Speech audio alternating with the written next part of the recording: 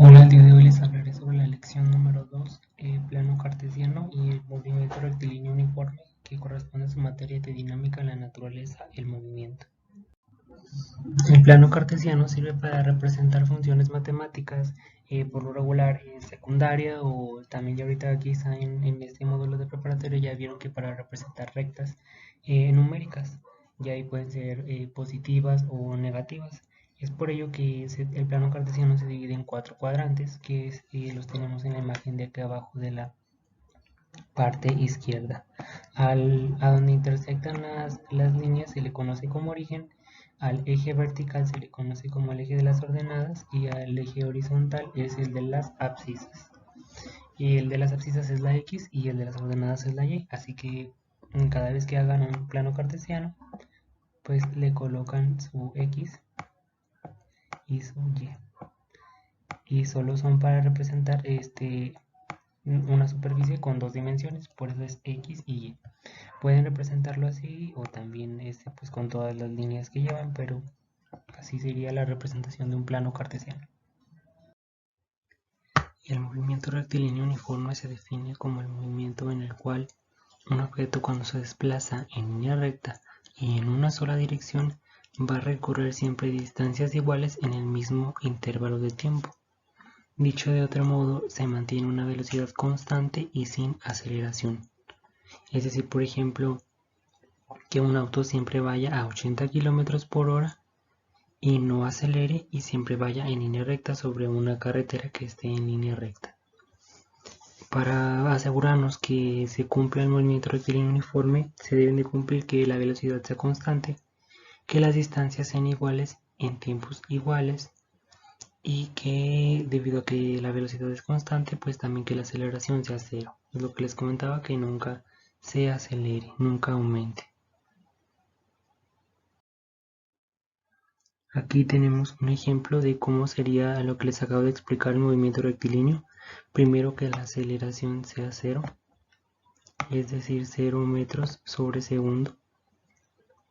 Que la velocidad sea constante, por ejemplo acá en el de las abscisas o en las X tenemos la t de tiempo y en el de las ordenadas tenemos la velocidad. Entonces, por ejemplo, aquí suponemos que al segundo 1 la velocidad es de 3 metros. En el 2 va a ser de 3 metros, en el segundo 3 va a ser de 3 metros. Esta es la velocidad constante. Y por último, que las distancias sean iguales en tiempos iguales, es decir, que estas aumenten o disminuyan, en este caso en esta gráfica aumenten en la misma cantidad.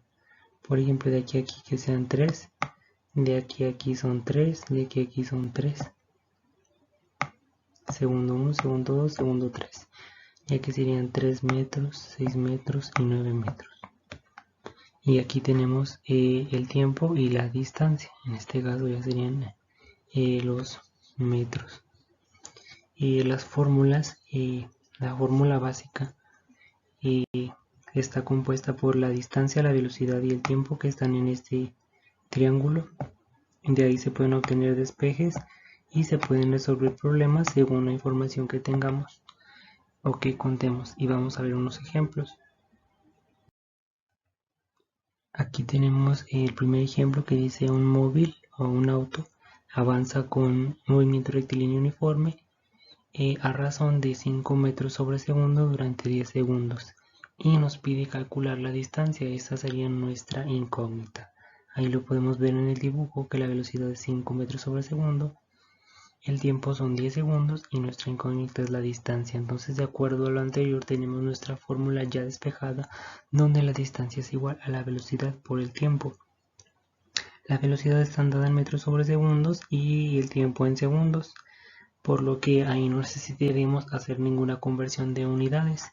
Simplemente al multiplicar los 5 metros sobre segundo, los 5 metros aquí, los segundos sobre segundos, se van las unidades ya que se están dividiendo, se eliminan y nos queda por último la cantidad en metros, que esa sería la distancia recorrida representada por la letra D. También tenemos otro ejemplo que dice que una bicicleta avanza con movimiento rectilíneo uniforme, recorre 3 kilómetros en 1500 segundos y nos pide calcular la rapidez o la velocidad. Ahora es un poco diferente, pero también tenemos las fórmulas gracias al formulario que ya hay. Y nos dice que la velocidad es igual a la distancia entre tiempo. Esta es una de las fórmulas más comunes que se utilizan en la física y es esta. Entonces tenemos metros sobre segundo, que es en las unidades de tiempo que nos interesaría pues también conocer nuestra velocidad. Entonces ahí simplemente sería dividir nuestra distancia, que son los 3000 metros, entre los 1500 y nos da que la velocidad con la que avanza la bicicleta es a 2 metros sobre segundo. Con 2 metros sobre segundo durante 1500 segundos recorrerían 3 kilómetros.